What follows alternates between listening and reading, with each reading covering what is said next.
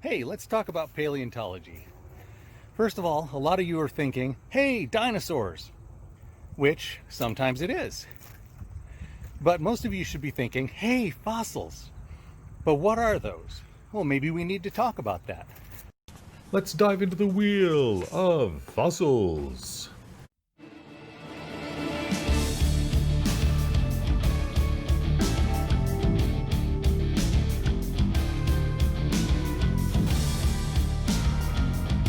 You can have fossil wood, a fossil pine cone.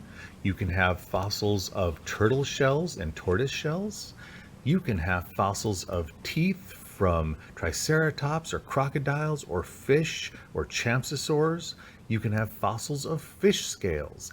You can have a fossil of a hadrosaur's toe, or you can have a fossil of part of a Tyrannosaurus rex's toe. You might find a rib from a thesalosaur, or maybe even the spine from a triceratops. This is a skin impression made by a hadrosaur 65 million years ago. Our friend Rexy here is going to make another trace fossil for us. What are you working on, Rexy?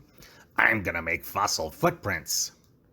Well, here goes Rexy walking across the mud, and in 65 million years, maybe a paleontologist will find these and dig them up and give them to the scientists.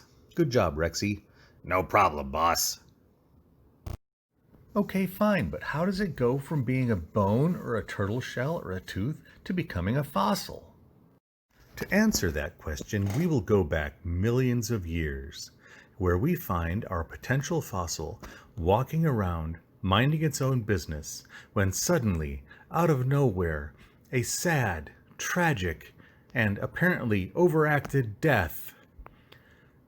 We're sorry, Dino. We loved you. Millions of years pass, and the dinosaur gets covered by mud.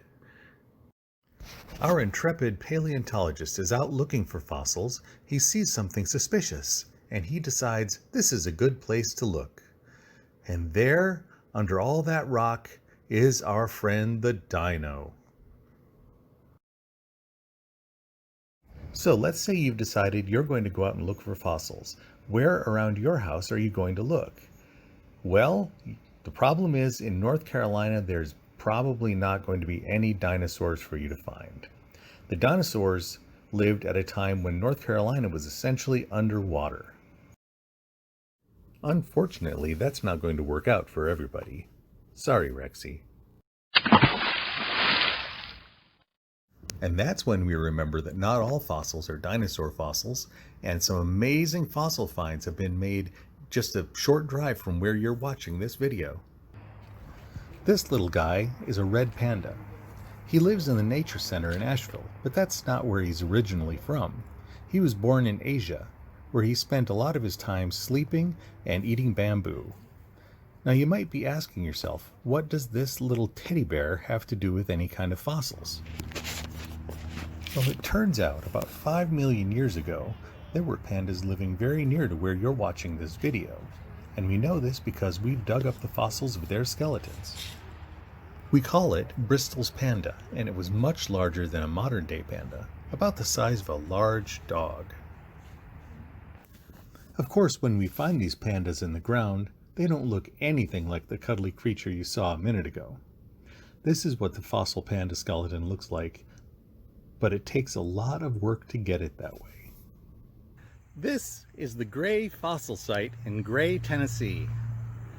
This is where a bunch of animals died about 4.5 million years ago. Aside from the red pandas, another type of animal we find at Gray is the short-legged rhinoceros.